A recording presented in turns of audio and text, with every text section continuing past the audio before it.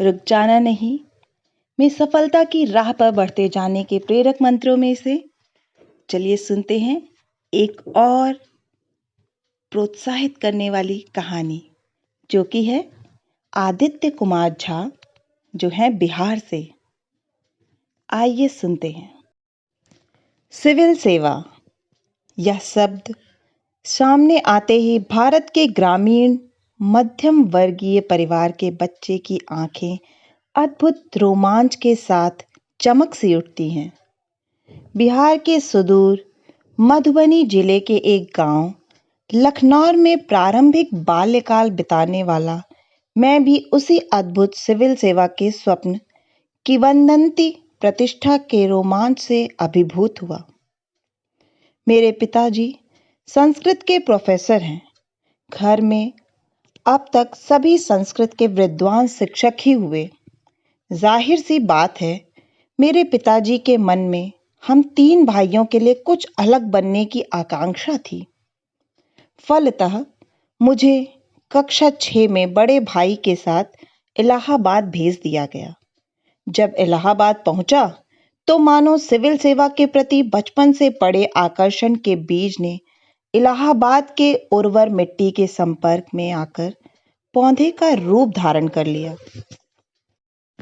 मेरे अनुशासन प्रिय अग्रज खुद यूपीएससी की तैयारी में जुटे थे, तो यह संक्रामक रोग बहुत शुरुआत में ही मुझे लग चुका था। खैर, अब मैं इंटरमीडिएट में पहुंच चुका था। विषय के रूप में भूगोल, संस्कृत एवं राजनीतिक विज्ञान को बीए के विषय के रूप में चयनित किया। एमए करने के पश्चात अब दिल्ली आ चुका था। उस समय सीसैट का अद्भुत आतंक था।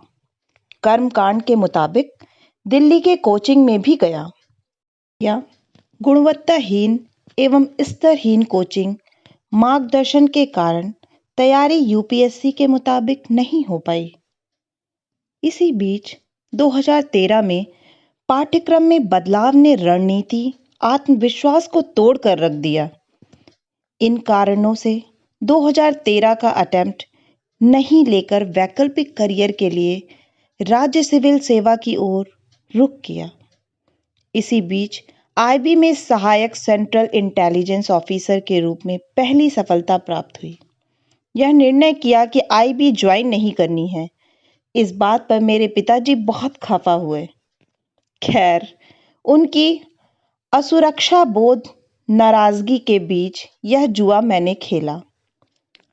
सीसैट के प्रति मानसिक भय व हिंदी माध्यम में नगण्य रिजल्ट ने मिलकर मेरा समस्त आत्मविश्वास तोड़ डाला था। किंतु 2015 अद्भुत ऊर्जा के साथ सामने आया। इस वर्ष हिंदी माध्यम में निशांत जैन द्वारा 13वीं रैंक की प्राप्ति, सीसेट आंदोलन की सफलता ने मेरे जैसे लाखों उम्मीदवारों को नवीन ऊर्जा प्रदान की। 3 वर्षों की निराशा पूर्णतया समाप्त हुई। सिविल सेवा परीक्षा में प्रथम प्रयास 2015 की मुख्य परीक्षा पूरे उत्साह से दिया। अनेक परिश्रमी मित्रों का सर्किल भी तब तक बन चुका था। साथ ही यूपी पीसीएस में जिला बचत अधिकारी के रूप में दूसरी सफलता प्राप्त हुई। 2015 की मुख्य परीक्षा में चूकने के पश्चात दुगने उत्साह से 2016 की परीक्षा दी। अब तक वैकल्पिक विषय संस्कृत पर ठोस पकड़ बन चुकी थी। टेस्ट सीरीज सामान्य अध्ययन भी औसत से बेहतर हो चली थी। मुख्य परीक्षा में संतोषजनक प्रदर्शन के उपरांत एटा जिले में जिला बचत अधिकारी के रूप में ज्वाइन करके नए उत्साह से तैयारी को आगे बढ़ाया। मुख्य परीक्षा में सफल होने पर परिवार सहित सभी से इस खुशखबरी को साझा किया। तभी उसी रात लगभग 9 बजे एक घातक दुर्घटना में पैर फ्रैक्चर हो गया। मैं शीघ्र ही अस्पताल तक पहुंच गया।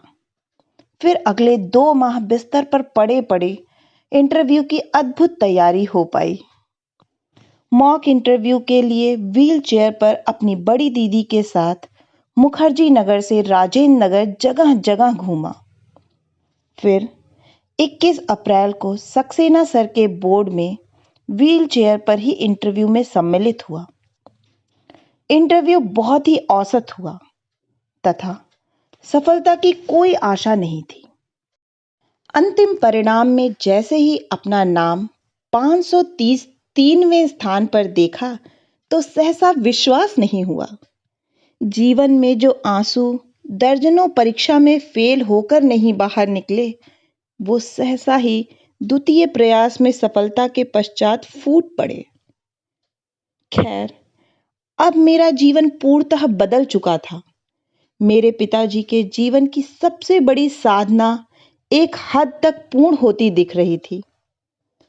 इसी उत्साह को निरंतर रखते हुए सिविल सेवा परीक्षा 2017 की मुख्य परीक्षा दी और IRAS के परीक्षण को ज्वाइन किया। 2017 की सिविल सेवा परीक्षा में 431 रैंक पर दैनिक सेवा हेतु चयन प्राप्त हुआ। इस प्रकार लगातार दूसरी बार चयन आत्मविश्वास बढ़ाने वाला सिद्ध हुआ। वर्तमान में दैनिक सेवा में सेवारत हूँ। चरैवृत्ति के सिद्धांत पर प्रत्येक दिन प्रत्येक अटेम्प्ट से कुछ नया सीखकर निरंतर आगे बढ़ने के लिए प्रयासरत हूँ। आशा है कि इस कहानी को सुनने के बाद एक बार फिर आपका मनोबल पूर्णतः आत्मविश्वास के साथ भर गया होगा।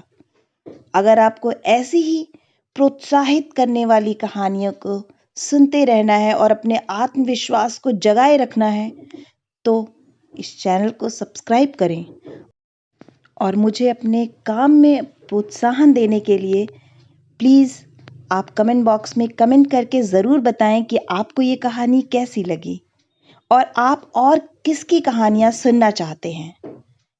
आप सभी का सुनने के लिए बहुत बहुत धन्यवाद।